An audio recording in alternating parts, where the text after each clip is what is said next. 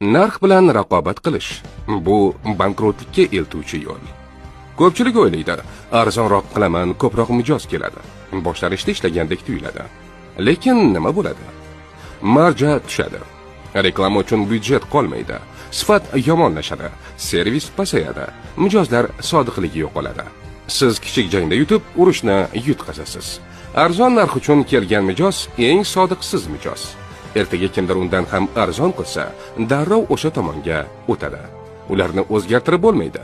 Ular qiymat emas, faqat foyda izlaydi. Narxni tushirish bu o'zingni o'chirish. Narx bilan raqobat qilganingizda o'zingizning noyobligingizdan kechasiz. Oddiylarga aylanasiz. Narx bu marketing, arzon narx bu arzon chunki sifatsiz degan signalni beradi. Ayniqsa ta'lim, xizmat, digital sohalarda bu signal kuchli. Narx o'rniga nimani taklif qilamiz? Noyob taklif.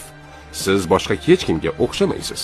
Xizmat, wow, effekt beradigan servis. Content, qiymat orqali ishonchni sotasiz. Jamiyat, brend atrofida emotsional bog'liqlik yaratasiz.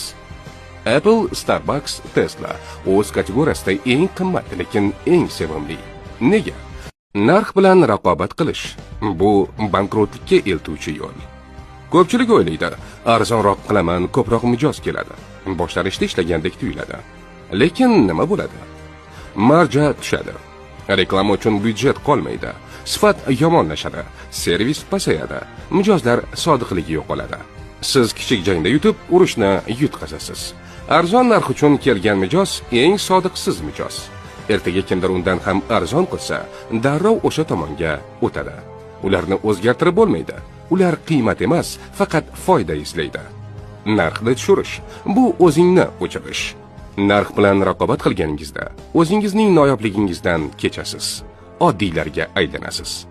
Narx bu marketing, arzon narx bu arzon chunki sifatsiz degan signalni beradi. Ayniqsa ta'lim, xizmat, digital sohalarda bu